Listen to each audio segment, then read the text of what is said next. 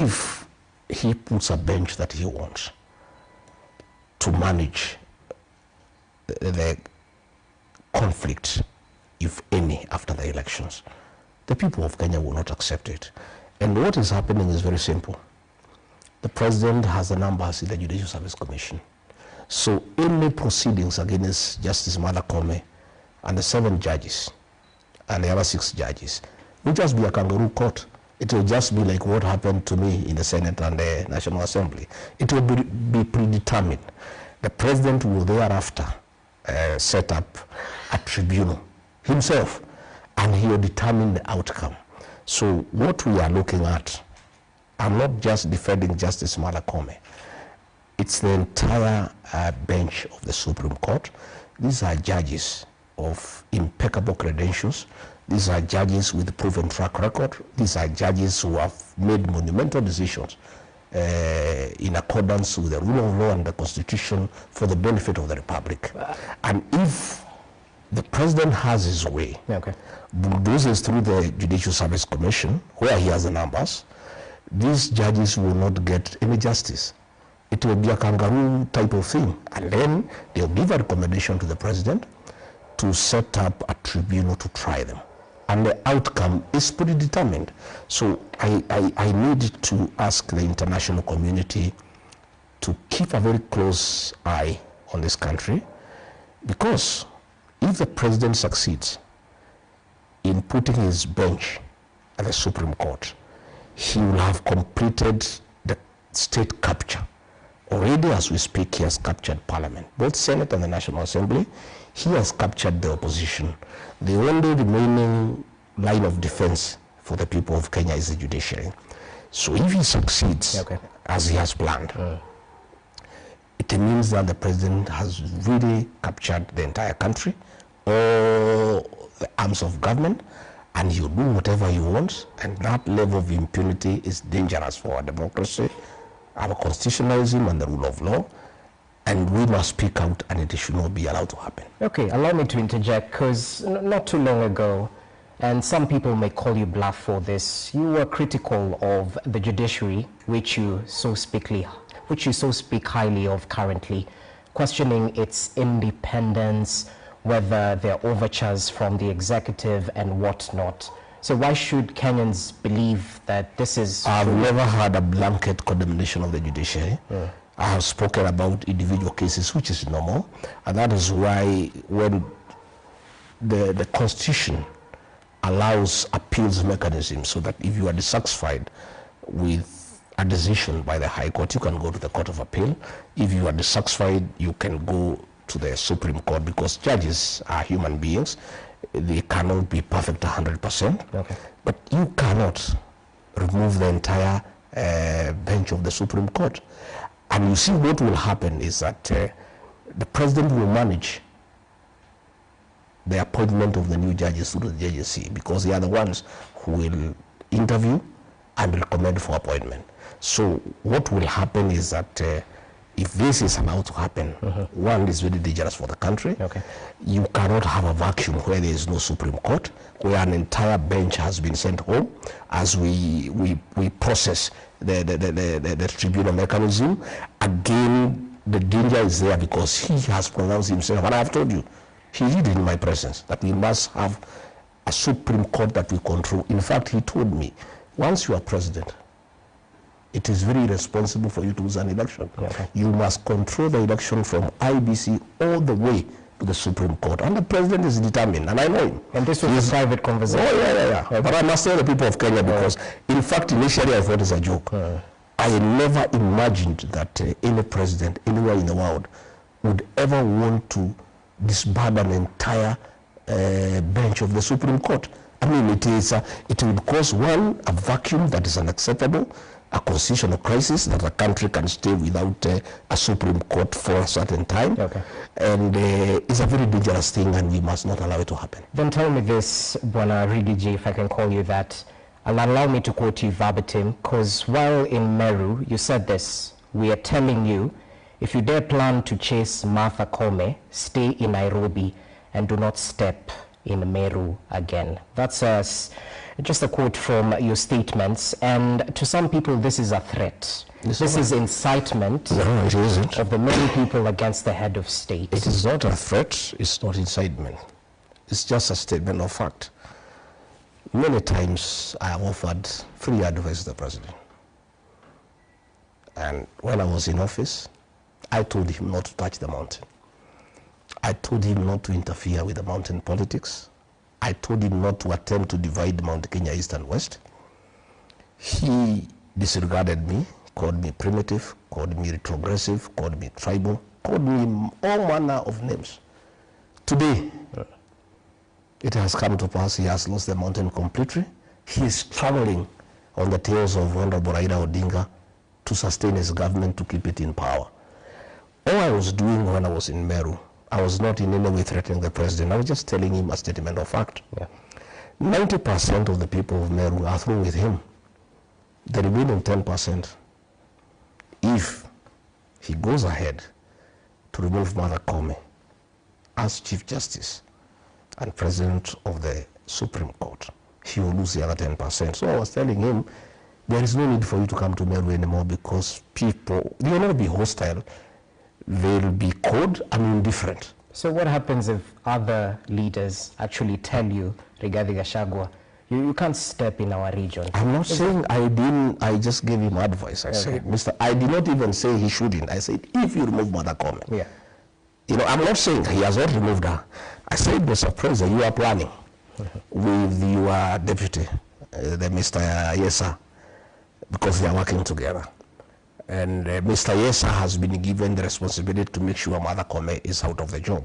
And in fact, the meeting that was held, and I've come to get the content, is that the president argues that Mount Kenya East cannot have the presidency and head of judiciary at the same time. Because Mr. Yesa is in the presidency and Martha Koome is in the judiciary, the president has told Mr. Yesa, if Martha Koome is not removed so that we can take this seat to another region, you will have to go yourself. So you must make sure that Martha Koome is out. In fact, that is a responsibility has been given. All these things that are going on, the petitions, the JSC, it is Mr. Yesa who is coordinating to save his job, because the president is clear that you cannot have the presidency in Mount Kenya East and also have the president of the Supreme Court and the Chief Justice in the same area. And now I was saying, I am not threatening the president. I cannot threaten. I just told him the truth. I'm a truthful man. I was in Meru. Mr. President, you have hatched a scheme with your deputy to remove Martha Koome as Chief Justice. If you succeed, and he can succeed because he was able to remove a deputy president who is elected by 7.2 million Kenyans. So the one for Chief Justice is even much easier. Once you do that, your relationship with the people of Meru is irreparably damaged. And there is no need for you even to come to Meru, because you get a very hostile reception. As we speak, the situation in that Mount Kenya East is already very bad for him. The other day he sent messages of condolence to a funeral in Embu. And the people said, we want to hear nothing about it. He has not been to Meru. Meru is worse than Embu for him. If he succeeds now in removing Martha Koome, the people of Meru will even be more wild. They will be more hostile. And I was saying, Mr. President, because you don't listen. I tried to advise you, you did not listen to me. Now you are struggling. You are begging Raila Odinga to save you, to hold your government together. You are going home unless Raila holds your hand. And even if he does, I don't think he'll help you. If you go ahead with this scheme with your Mr. Yesa and succeed in removing Martha Koome, if you dare come to Meru, you will have a reception that is very cold, that is very indifferent, and it's not good. And why I was saying that, why do I say that, Rogers? The institution of the presidency is very important for this country, and is a symbol of national unity.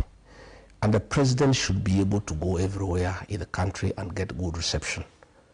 When people start refusing to listen to condolence messages from our president, it really demeans the institution of the presidency. I would one day want to be president. I would want that institution to be held in high esteem. So it is also my duty as a citizen. It is civic duty. Okay.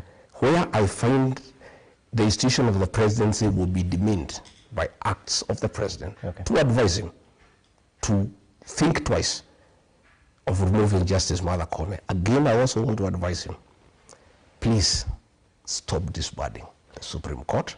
It is not good for the country. All right. It will create problems. People will have serious doubts about the 2027 general elections, because if you put a bench that you have crafted, we already start going to the elections with a lot of doubts. And once people don't believe a process will be fair, we start on bad footing, and that is not good for the country. So let me ask you this, and perhaps just to quote the words of the current Deputy President, Professor Kithure Kindiki, who you're referring to as Mr. Yesa, perhaps reflecting on the headlines on The Standard. He said this in response to your statements in Meru. He questioned who defends the judges who may be innocent but do not have ethnic godfathers, perhaps hinting that, you know, the judiciary is apolitical. Politicians shouldn't perhaps interfere with the runnings of this independent arm. Mr. Yesa cannot have a different opinion. He is an employee of President William Ruto. President William Ruto wants to remove Martha Koome and the other 6 judges from the Supreme Court.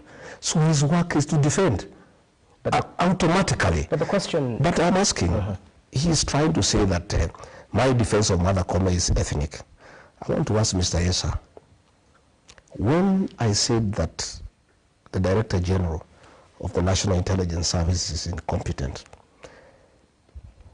members of the Somali community came out with fury to defend him. I never heard Mr. Yesa say that that is ethnicity. When ODM members threatened to remove Speaker Moses Wetangula, members of the Luhya Nation from Western Kenya came out in numbers to defend Moses Wetangula. I never heard Mr. Yesa say anything.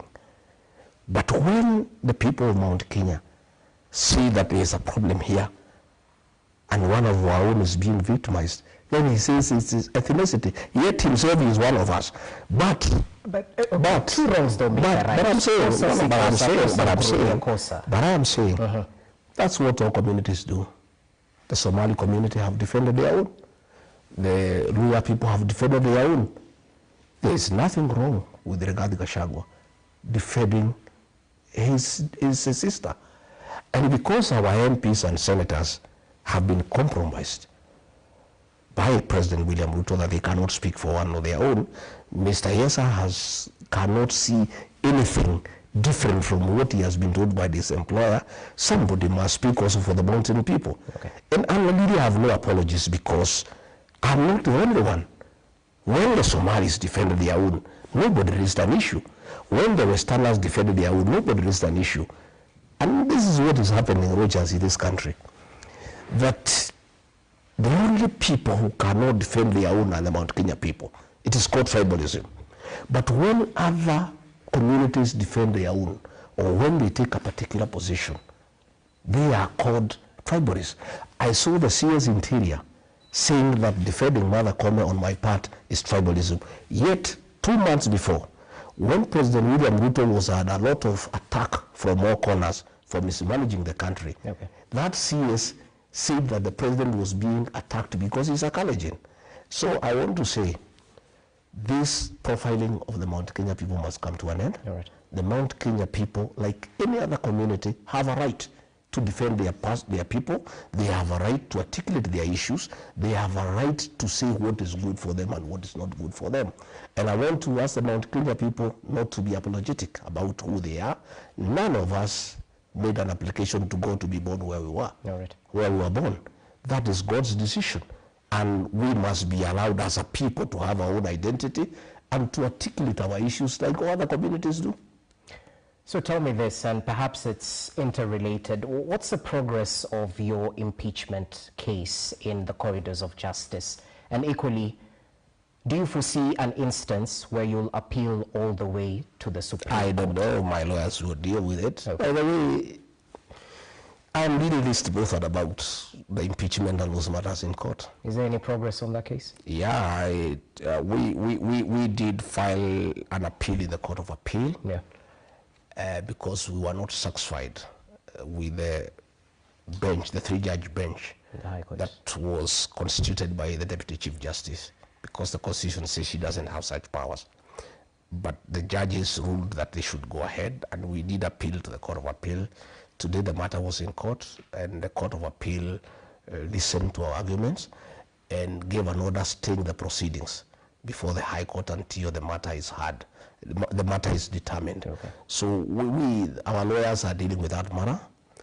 That's our lawyers. I am myself on another assignment, a very important assignment of crafting a new political strategy and joining the other people of Kenya to work out a mechanism of how to get this country back on track, how to make sure that we bring in a new government that will observe the rule of law, a government that will not abduct and kill our children, a government that will not make corruption the official government policy, a government that will listen to the people and that will not just be doing things with impunity.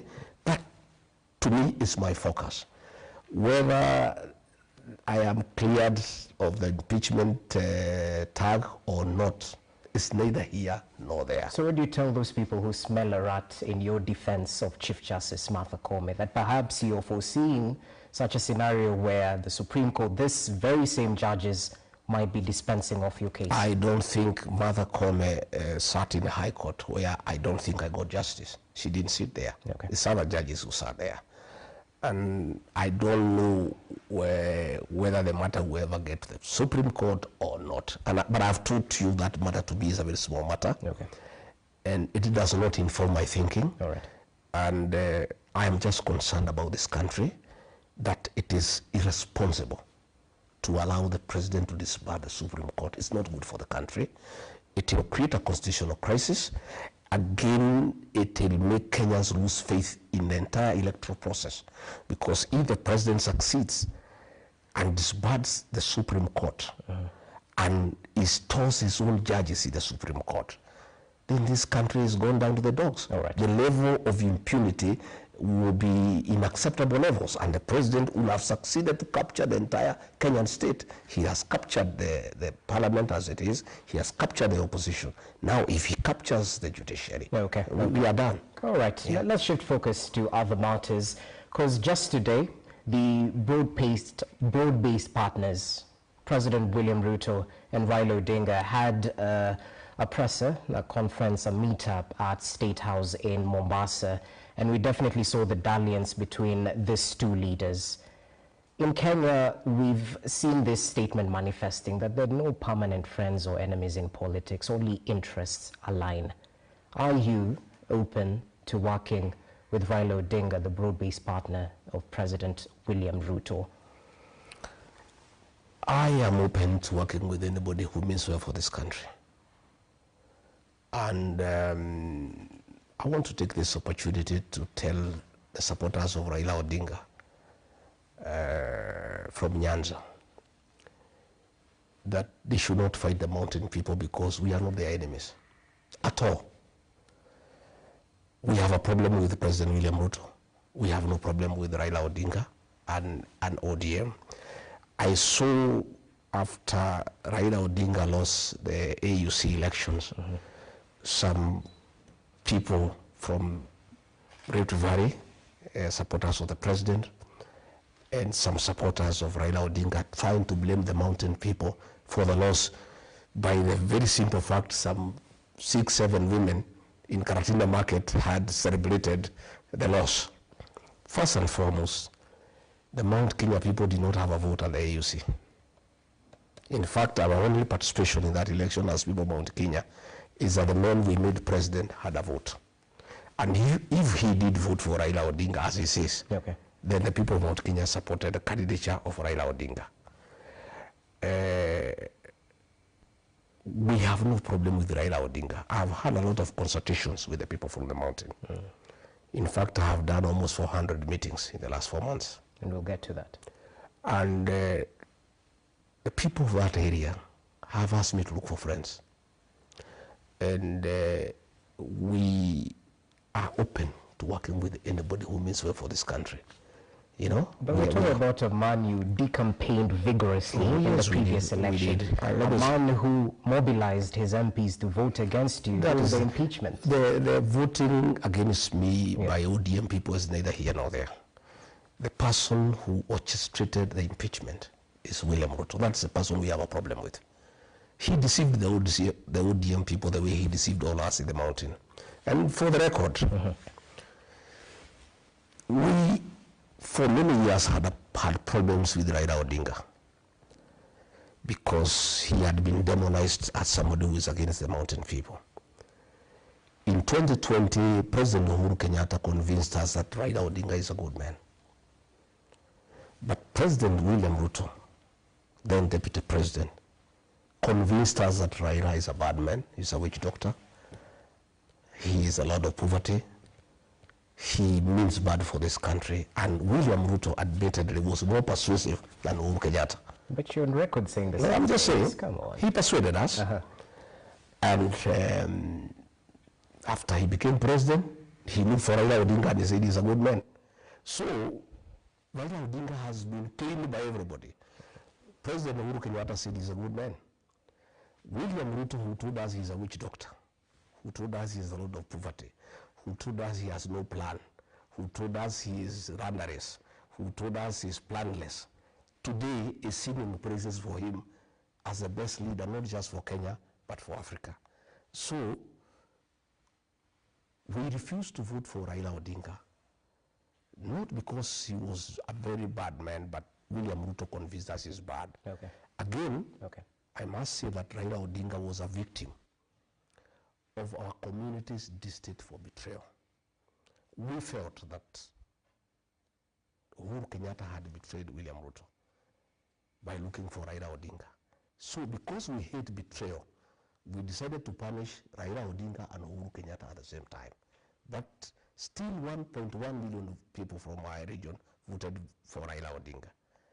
But now that William Ruto has betrayed us, knowing very well that he is a beneficiary of our community's distaste for betrayal, we are through with him. So Raila Odinga is there. He has not betrayed us. He has not done anything so grave, you know, that in our view makes it impossible for us to work together. But I have heard him say that he's going to consult very widely and, and he'll say the way forward. If he wants to be president, he can talk to us. We don't have a problem. And I also want to tell Raila Odinga and his supporters, I know I am not qualified to advise him, but from my working with President William Ruto, myself and my community, let them be very careful. I have heard them promise him to be Prime Minister. That is a lie, it's conmanship. There is no such position available in this country because it's not there in the Constitution. For you to create the position of Prime Minister, it means you have to change the structure of government. You would have to go for a referendum. Today, if there is a referendum, it will be a referendum against the leadership of President William Ruto. And you will lose in the morning. So that position of Prime Minister is not available. So who's playing who? No, William Ruto is playing Raila Odinga. Let me tell you. There is no such position. So it's just a con. Number two, I think to be fair to Raila Odinga, I think he has risen above that position of Prime Minister. The man has wanted to be president 5 times. He now wanted to be the chairman of the African Union Commission. I think taking him back to the position of Prime Minister is a bit demeaning. In my view, the former Prime Minister has 2 options, in my view. I cannot advise him. I cannot pretend I have the capacity to advise him. He either retires in dignity or he goes for the presidency. Because there's no way you can ask for the presidency for 5 times and then you demean yourself, you want to become a prime minister. No. I think that will be very, it will be very, very demeaning. But again, finally, yes.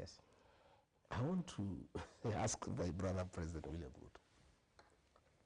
Now that you say this man is a witch doctor, he's the lord of poverty, he is the real problem of this country, you have changed your mind, you are saying he's the best for Africa, he means well for this country. Why don't you, if you are genuine, consider to do 1 term and endorse him to be president in the next election, if you really genuine that this man is so good, this man can sort out this country. Okay. If really that is from the bottom of your hand, of your heart, since you have done 5 years, you are going to do 5 years and you have not done very well, why don't you consider to allow this man to be president? So what I would like to say is that in my discussions with the people, okay, we have, by the way, I must tell you in those discussions, if you want me to tell you. And we'll get to that. We'll get there. Yes. But I'm saying we are not opposed to working with Raila Odinga. You're willing to already we are working with Kalonzo Musyoka. Okay. We are working with Eugene Wamalwa. We are working with Fred Matiang'i. We are working with Eugene Wamalwa. We are working with all like-minded Kenyans. If Raila Odinga does not make a decision to destroy his legacy and support President William Ruto and decides to join the rest of Kenyans in trying to liberate our country and get it back in the right footing, and calls upon us for a discussion on the possibility of working together in whatever formation. You're open to that? We are open to that discussion. Okay. We are not selfish people. Okay. By the way, myself and my community are on record having supported somebody else. William Ruto, he's not one of us. Today he's calling us tribalists, despite the fact that we supported him, knowing very well he's not one of us. Okay. And because we are not tribal, we supported him, and he became president. We also are amiable and ready, if need be, to support another person, maybe it Raila Odinga, maybe it Kalonzo, maybe Wamalwa. We can support anybody, and whoever we decide to support.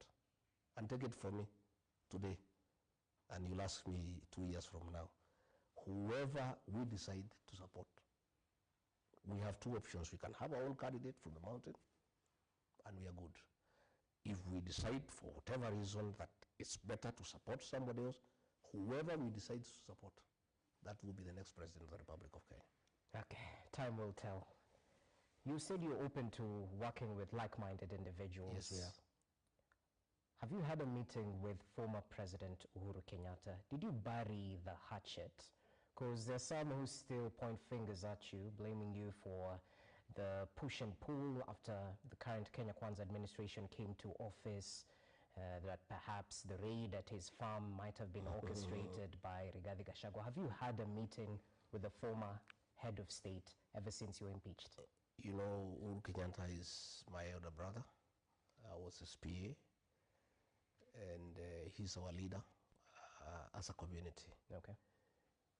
It is inappropriate for me to discuss him in public because I'm a junior elder in the community, he's a senior elder, and discussions of elders in our community is a preserve of that community. We're just asking if you met him. Come on. What I'm saying is that Uhuru Kenyatta is our brother, our son, and our leader.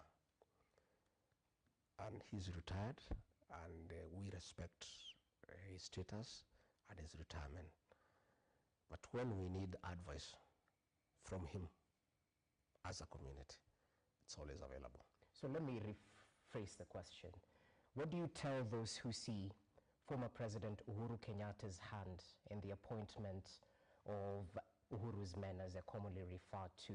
Some of the CSs we saw recently appointed, Mutahi Kagwe, Liki Nyanjui. There's no problem whether Uhuru had a hand or no hand.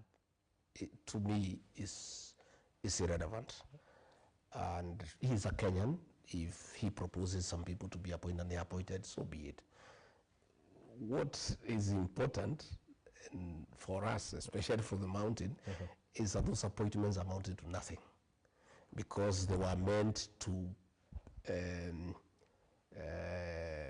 pacify the region that is very unhappy with the President William Ruto for deceiving them, for mismanaging the economy, and for destroying leaders in the region.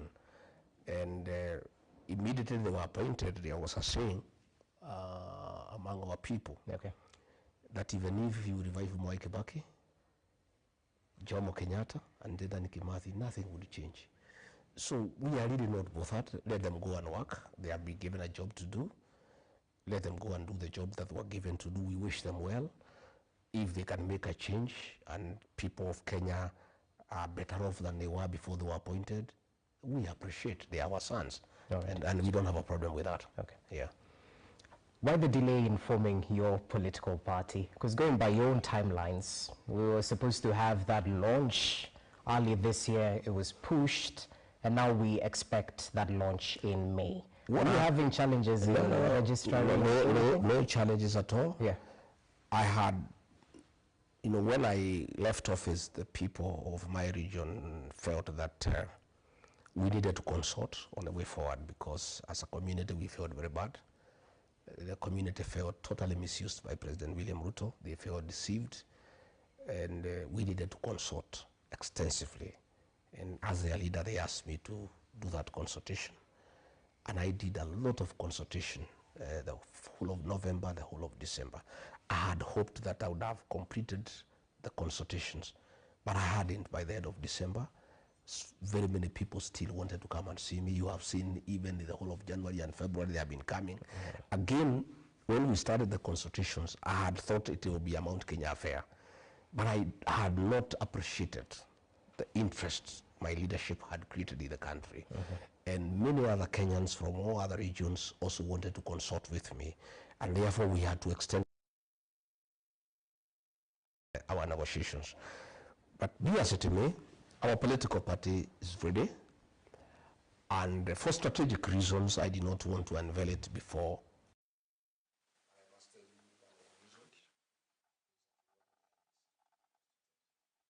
Because quite a number of our senators and members of parliament want to resign from UDA and join our new party and go for by-elections. So we thought, my people thought that for us to get the right momentum, it's better for us to launch the party when IBC is in place. I want to give that reason now, because I've got quite a number of people who are through with UDA. They don't want anything to do with UDA. Just from the mountain? Especially from the mountain, because the whole mountain has moved from UDA. By the way, UDA now is a shell. UDA was Rigiji at the mountain. Without Rigiji at the mountain, there's no UDA. There's no party there. And our members, our supporters. In fact, if you mention UDA, and you have found even the MPs who move around with the president, they don't talk about UDA. Even the president, they don't mention him on the ground. So we decided that we want to wait for the IBC to be constituted. Then we launch our party so that we pick up with the momentum. We'll have several by-elections.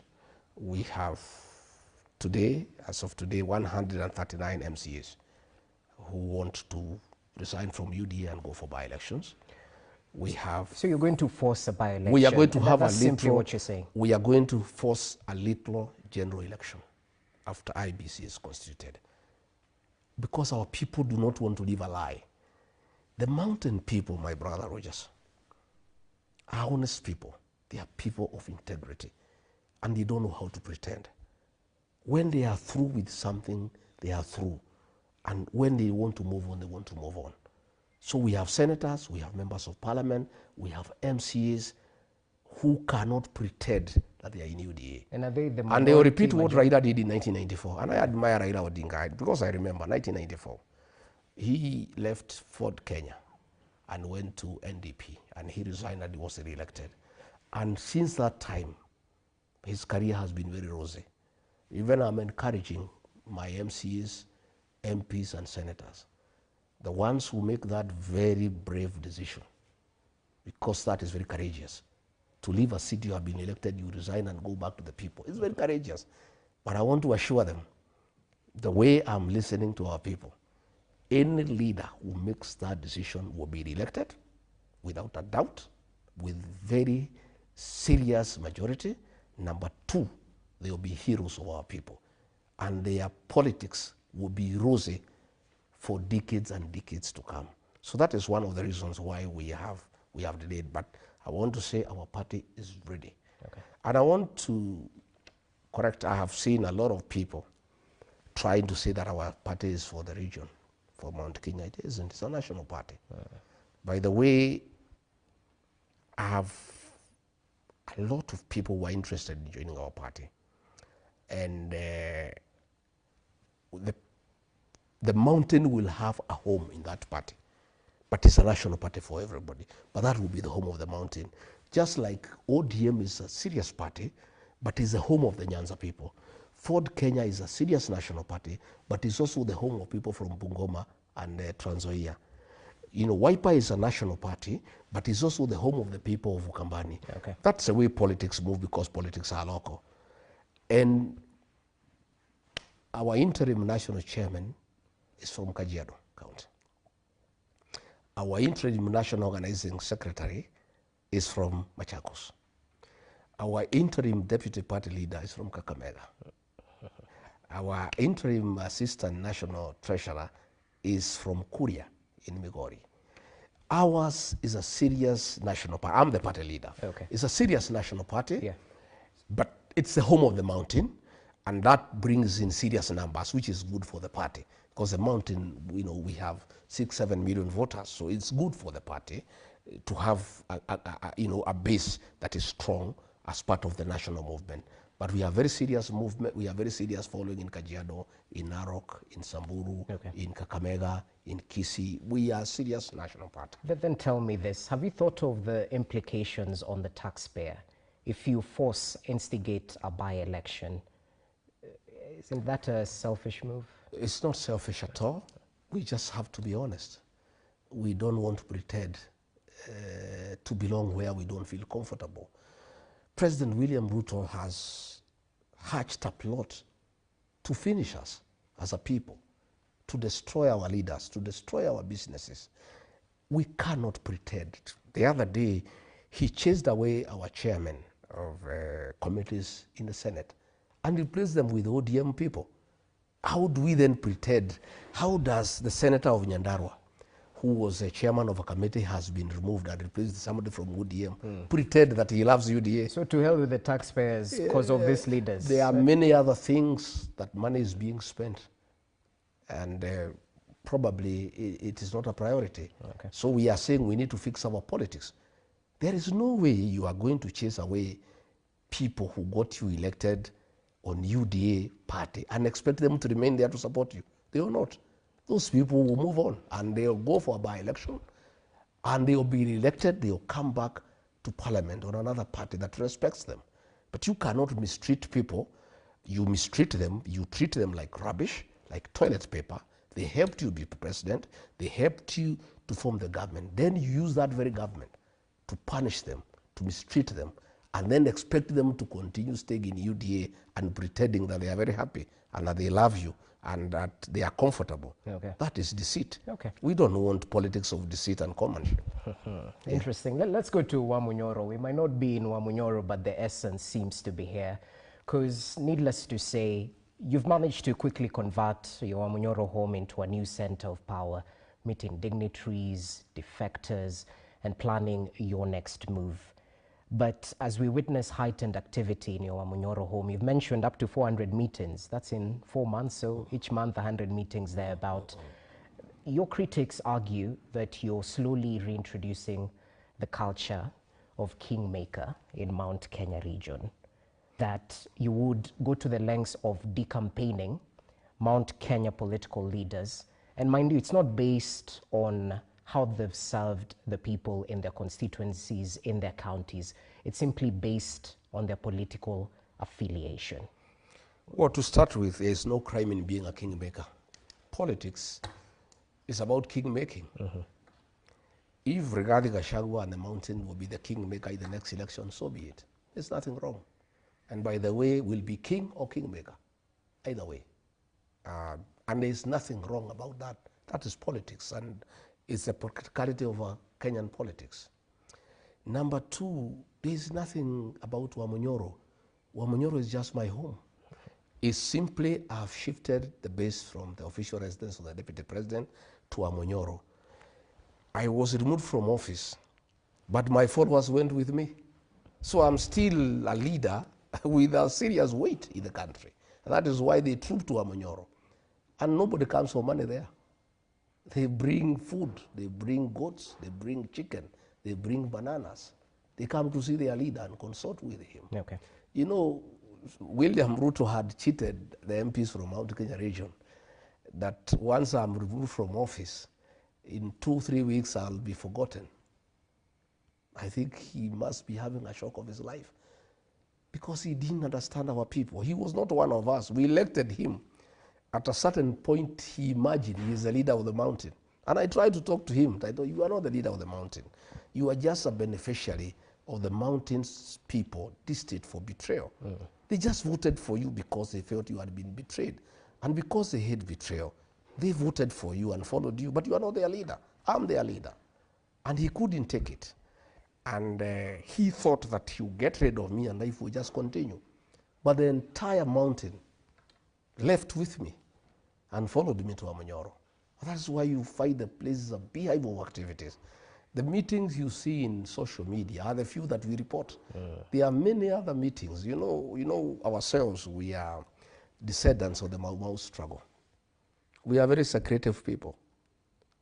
We do meetings, many meetings have been done, and very serious decisions have been made by the community of how we proceed going forward. What decisions are this? One, the decisions have been made. One, that we are through with the President William Ruto for 5 reasons.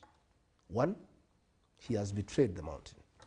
Number two, he deceived us that he will work for us, he will do our projects, he will fix the economy, he'll make sure business is thriving. He has done the exact opposite. He has destroyed the health system. SHA is not working, patients are suffering. Today, We'll get to the that. private hospitals have discontinued that program. The university financing model, he destroyed it. University students are at home. Okay. The economy is destroyed. Overtaxation, destruction of business, evictions, demolitions. Really, you know, the country has come to a standstill. Again, another reason is that when the mountain started moving out from President William Ruto, he activated a criminal gang that was very notorious in the Mount Kenya region in circumcising women, beheading children, raping young girls. He activated that group in the mountain to cause problems, and the people are very bitter with that. Again, another issue that people are very bitter is the introduction of alcoholic illicit brews in the region that I, as deputy president, had successfully dealt with. And because of those reasons, and the most recent one that has really, you know, annoyed the people of that region is his deliberate scheme to mobilize other communities against the mountain. You remember when he was in Mount Elgon, one of the MPs, one of his people, Wanyama, he told him to say that all other communities will gang up against the mountain people and isolate them. And since he spoke last, yet he claims every day that he's uniting the country, he never admonished him. You know, again, he has been using abusive language against the people of Kenya. That has really annoyed the people, calling people stupid, you know, saying they are possessed by demons, you know, and you know, lacking respect for the people. And the people who made him president, the mountain people, because their vote was very decisive, it was 43%. He has turned against them, so they are through with them. Okay. So what they have told me in those consultations is that we must be in the next government through 2 methods. One, to consolidate our votes to 8 million votes and look for other friends and have a presidential candidate from the mountain. If we find the numbers are okay, we proceed. If we find the numbers are not okay, because this politics is a game of mathematics, we are not selfish. We are willing to work with other people, you know. And Raila Odinga has been mentioned as a possible person we can work with. Okay. Kalonzo Musyoka has been mentioned. Eugene Wamalwa has been mentioned. Taxpayer has been mentioned. Even Matiang'i has been mentioned.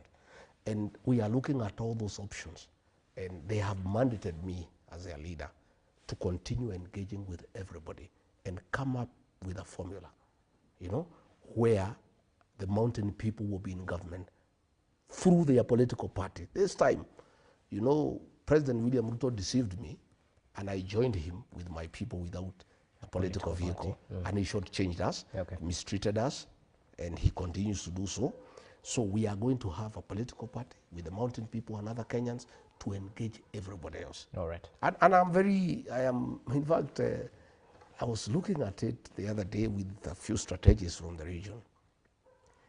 And if we agree to support Kalonzo Musyoka, if we don't think we have the numbers, our first priority is that we are going to have a presidential candidate from the mountain, and we'll appeal to other Kenyans to support us. If we find it's not feasible, we'll support others. Kalonzo is an option. We looked at his numbers, our numbers and other numbers, and it's doable. Raila's is even more exciting, yeah, because Raila already has 6.8 million. We only beat him by 200,000 votes. If we agree to support him, we could. I told you it's a possibility. With the 6.8 plus our 6, I've looked at his voting pattern. He normally votes between 10 and 11 a.m. If we agree to support him, before he votes, he'll be president. That you can take to the bank. Okay. We are looking at the Mulembe Nation. Okay. Their numbers are huge. A presidential candidate from the Mulembe Nation, supported by the Mulembe Nation when they are united. And I told them, I addressed them through the FM station.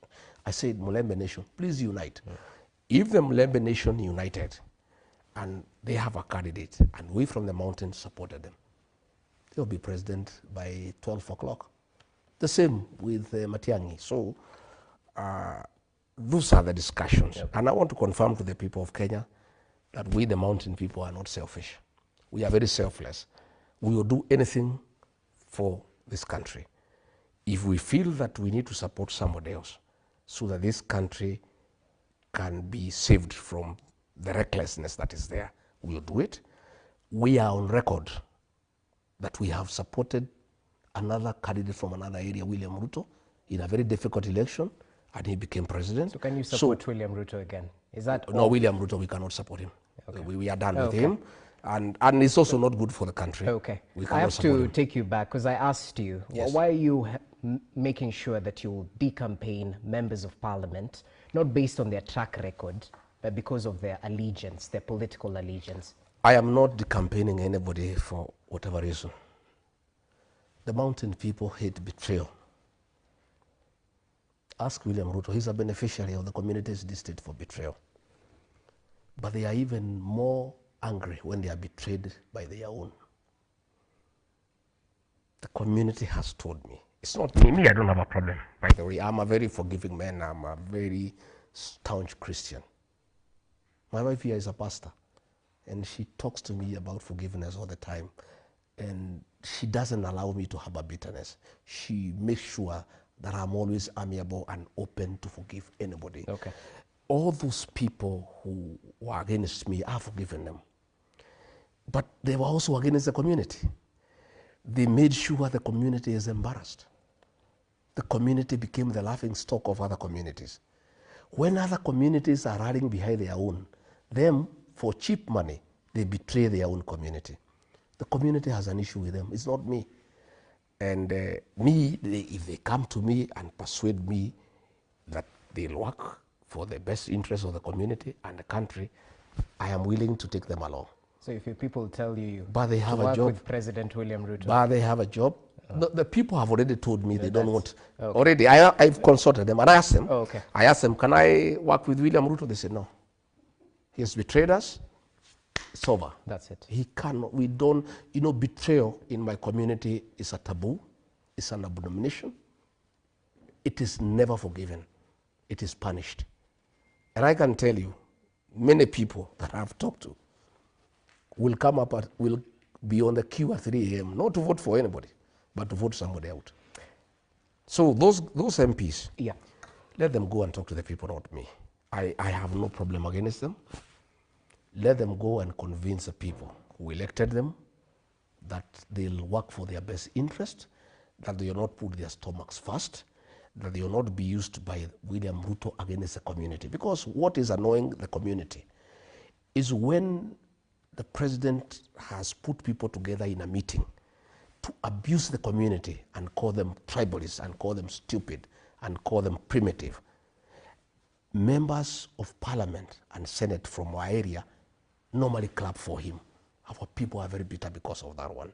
So if they can go and convince the people that they mean well, that they have reformed, that they will not betray them, that they have changed their character, that they can be relied upon to defend them and their interests, fine. Yesterday I was in Meru. Mother Kome is being fought by the president. The senator is not speaking. The MPs are not speaking. People are bitter. You know, people are livid. And they are waiting for them in 2027 because they are saying, how can our daughter be ostracized? And you are there clapping for the man who is doing that, and you are doing nothing about it. So another communities don't do that. And they are saying, they have noted, they looked at what happened in the defense of Wetangula by the people of Western. They looked at how Nurdin Haji was defended by the people from Northeastern Province. Yeah, okay. But the people of the mountain, the president is using them against their own people by paying them small money. So they have a big problem with the people, not with me. Yeah, okay. So it's not me who is campaigning them. It is the people who tell me we want nothing to do with those characters. Who am I? Me, I'm a servant of the people. I listen to the people. Okay, well noted. So you seem to hint that perhaps a grand coalition like NAC in 2002 might be in the offing. How do you ensure all your interests are aligned? Because if you fool me once, shame on me. If you fool me twice, shame on you. Yes, that's why I'm developing a political. And I'm happy. In fact, this is God sent. I have 2 years. I have time to craft a very serious political party. And by the way, I do admire Raila Odinga and ODM. We may have had problems with Raila Odinga, but give it to him. He crafted a very serious political machine that has been there for 20 years. Again, the quality of leaders that are elected at the ODM is admirable. In fact, I will be going to ODM for benchmarking. I must talk to Raila Odinga. I must ask him, Mzee, how did you craft this machine? How have you kept it going for 20 years? You know, ODM is admirable. So I have 2 years to craft a very serious political machine. I'll make sure that in whatever coalition we go with whoever, our interests are well anchored through a watertight agreement so that again nobody will ever deceive us. Okay. We are all feeling very foolish as a people. In fact, one of the burden that I carry that is very heavy on me, that sometimes weighs me down, is just how foolish I feel at times. That I was deceived by Ruto because he was a Christian, he came with the Bible, I believed him. I never even asked we sign anything. I was so naive, I was so trusting. I sometimes it weighs me down, I cry at night. How foolish would I have been? And I'm a student of political science. But we say once bitten, twice shy. This time we'll be careful. I have very serious elders who advise me. I have very serious former civil servants who advise me. I have professionals, I take advice because I made wrong decisions and I sank my people into shame. I sank my people into desperation. God giving me another chance. I will not repeat that mistake. It's a commitment that I've given to my people that I'll be very, very careful. In whatever arrangement I get into, it must be watertight. I must have very proper professional advice by lawyers, by people who have been in politics. Okay. And that consultation is going on day and night. You know, I sleep past midnight every day. I consult and I'll continue consulting. And from next week now, I'm consulting other regions because we want to work with the people of Kenya. Forget about what people say that I'm tribal. You know, Rogers, eh? And don't say politics is local. Politics is local. Let me tell you. Let me tell you. How do you go to organize your neighbor's house when yours is in disorder. You first organize your house, your wife, your children, you make sure you are talking the same language, then you go and visit the neighbor. But you cannot leave your house, your wife is sleeping in a different bedroom, your children are not talking to each other, then you are going to the neighbor to tell them how they should stay together as a family. So I needed first to put my house in order. That's what a clever politician does. And I have done that successfully. Okay. Now that I have completed the unity of my people, and by the way, the president tried to divide Mount Kenya East and West. I stopped him and I'll never allow him. It will never happen. And that is why Embu is a no-go zone for him. And that is Mount Kenya East. You know, he said condolence messages there, they are rejected. And that is Mount Kenya East because the mountain people are clever and they know their strength is their unity. So now that I have more or less completed 98% uniting my people to speak the same language, to have a single political party that is strong, now we are reaching out to other Kenyans, like-minded Kenyans, so that we can work together. Do you think you will shake off that regional tag, that tribalist tag? I don't need to shake it because it's not a bad tag. It's an identity. I'm Kikuyu, so but I did not apply to be born a Kikuyu. I did not apply to be born a Kikuyu. There is no crime I've committed by being Kikuyu. And there's no crime I'll commit by loving my people. There's no crime I'll commit by asking our people that we be united, because that's what all other people are doing. But it is only bad when it's done by the mountaineers. But when the Western people come together, that is regional integration. But to those who question your ability to rise above regional politics, to lead a country from a national point of view, not a regional point of view, well, what do you tell them? Rogers, I want to ask you, when I called a press conference in Mombasa to divert the Gen Z when William Ruto and the government were killing them, those Gen Z, were they Kikuyu? They were the children of Kenya. That is nationalism. When I was deputy president, I made sure that people of northeastern Kenya, nobody died from hunger. I have been to Mandera, to Wajir, to Garissa, distributing food, making sure the people of those regions are secure. When I defend the payslip holders, you know the payslip holders, their payslips have been impeached by William Ruto. They are very helpless. Their purchasing power has been eroded, and that is why the economy is crumbling. Because when you erode the payslip, that's the middle class, you diminish their purchasing power, then nothing goes on. There's no money in circulation. And I am saying we must form a government to rescue the payslip. We must dignify the payslip. And when we form the new government, one of the things that we must do, and whoever wants to be in coalition with me and my people, one of the things we must agree is that we must do away with housing levy, because it's not the business of government to build houses. It's the business of government to build roads, to provide water, electricity connectivity, to make sure there is a good working health system, to ensure people have security. That's the work of government. So these are some of the things we are going to do. So when I talk about the payslip holders, are those Kikuyus? They are the people of Kenya. My national credentials are good. It is only that President William Ruto has tried to create a narrative to kill my blood by branding me as tribal. Yet when I was supporting him, when I was mobilizing the Gema nation to support him, he used to call me all sorts of good names.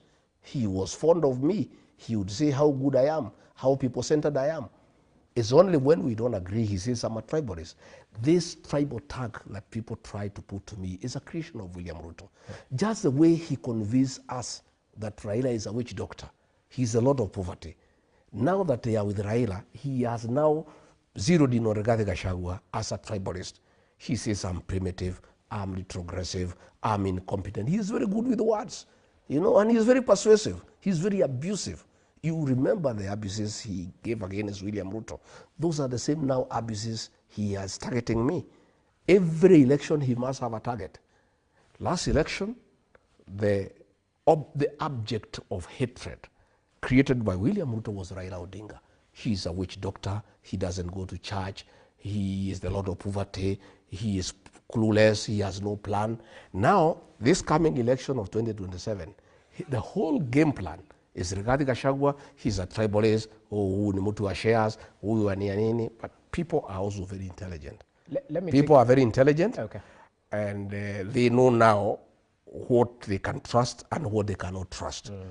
You know, you can fool some people sometime, but not all the people. But you cannot fool all the people all the time. People have known William Ruto now. Okay. He's been unmasked. Those insults he gives against people, nobody now can believe him, because he's the one who told us Raila is a witch doctor. Today, 2 years down the line, he is saying Raila is the best man in Africa. So whatever he says now has no value. You know, if in the unfortunate event, God forbid, okay, I went back to William Ruto and we patched up, he would now say Rigathi Gachagua is a nationalist. And now he's saying today I'm tribal. I am not tribal. That is a tag that William Ruto has tried to put on me, and in the fullness of time, the people of Kenya will know who Rigathi Gachagua is.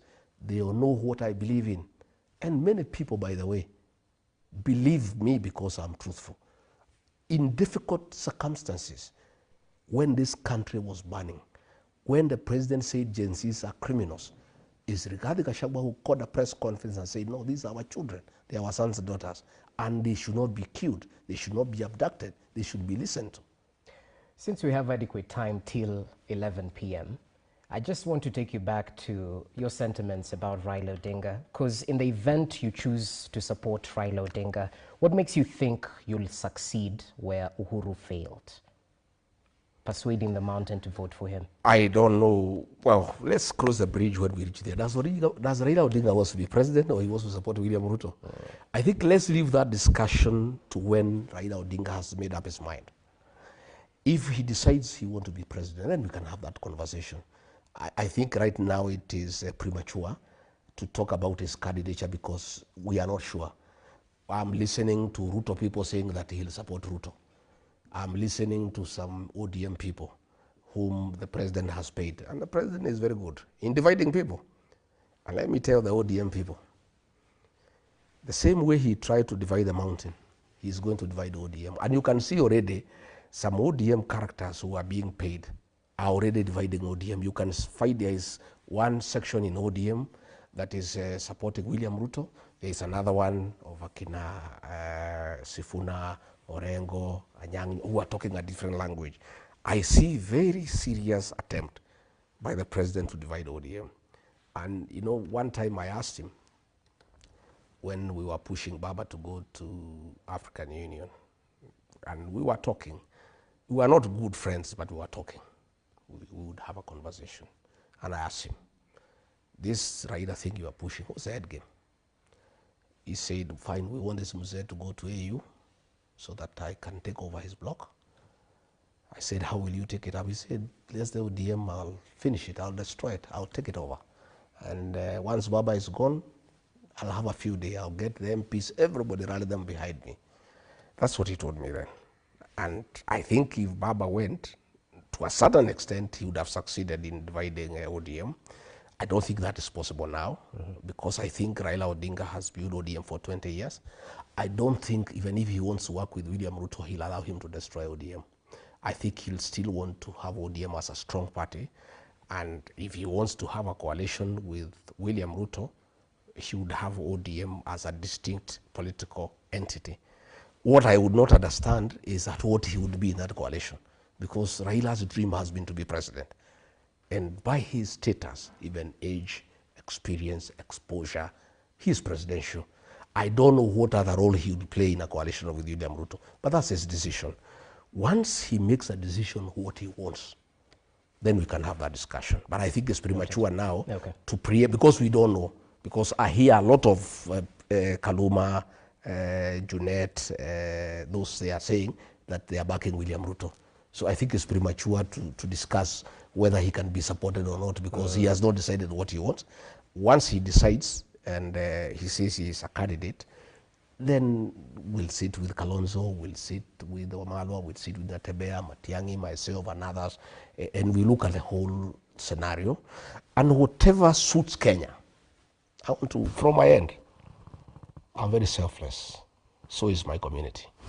Whatever suits Kenya, whatever formula that can work to restore this country, to bring back our country, to fix our economy, to fix our foreign relations. As we speak, we are in very bad state.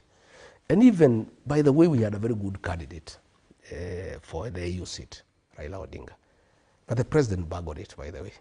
You know, and I feel for Raila Odinga. And by the way, I wished him well.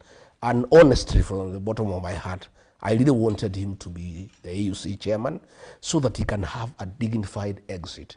This is a man who has gone through hell. He has been in detention for 8 years. He almost lost his family. He's a man who has really struggled. He was championed the second liberation. He has fought for democracy. He was very instrumental in the 2010 constitution. I honestly, from the bottom of my heart, felt that if he became the AUC chair, it was a very dignified exit for a man who has given his life for this country. It didn't work because the government buggered it. By the way, had President William Ruto kept off that campaign, Raila would have been elected. All right. The minute he made, you know, people hate projects, not just here in the country, but even in Africa and the world. Raila Odinga was perceived to be a William Ruto project to take him to the AU to sort out his political problems in Kenya. And therefore, many African presidents had a problem with that, from what we gather. They said, we don't want William Ruto to dump Raila in AU to sort out his problems at home. So many people had a problem with that. Again, they were also not able to study the geopolitics in a proper manner and see how to handle them. Then the way the president handled the DRC issue, he rubbed many people the wrong way. Again, I don't know who advised these people. There was no need to take a cheering squad to Addis Ababa. You know, this election is a highly diplomatic maneuver, you know, whispering to the ears of presidents, because it was very demeaning to African presidents to think that you can persuade them to vote for Raila Odinga by bringing a cheering squad, singing Bado Mapambano outside the hall. I mean, it was very demeaning to African presidents. So that was a diplomatic blunder. It was a diplomatic blunder. Okay. This guy who won came with only 4 people. Because these are presidents, these are people who make decisions based on many facts.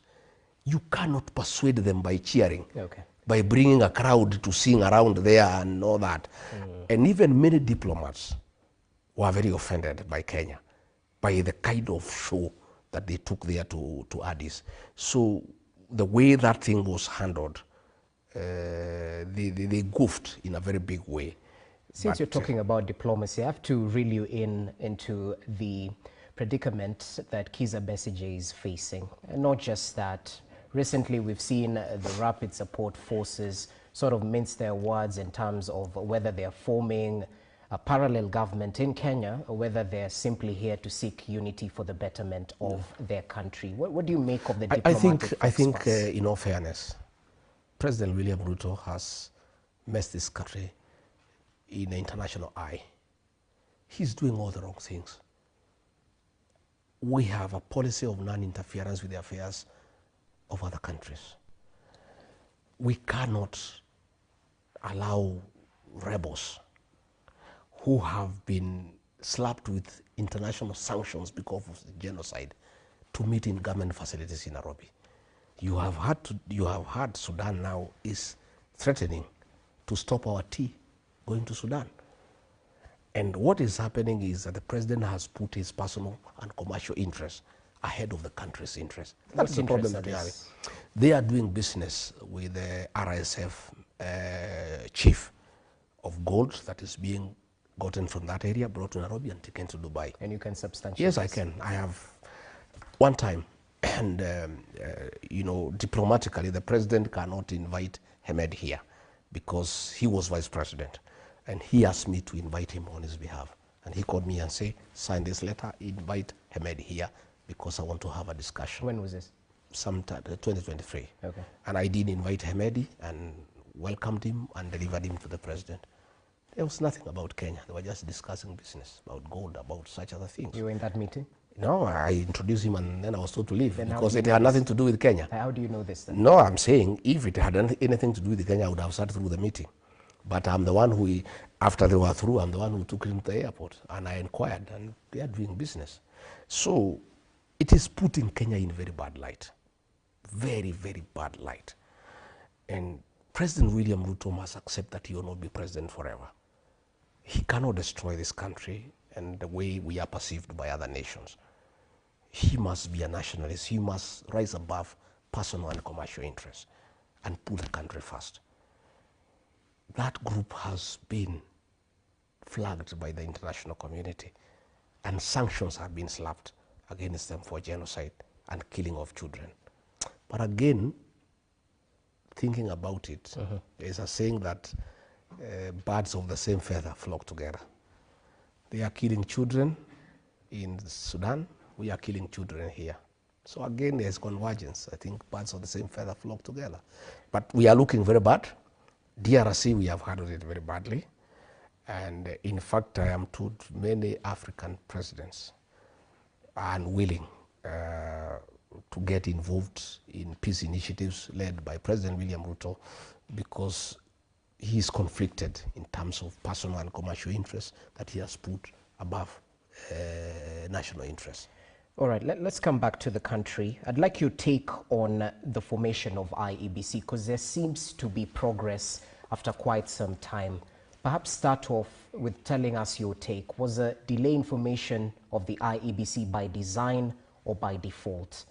Thereafter, what do you make of the process? Is it above par? The delay was by design. President William Ruto wanted the conclusion of the AUC bid before IBC can be formed because you know the changes that were made in parliament, there is participation of political parties.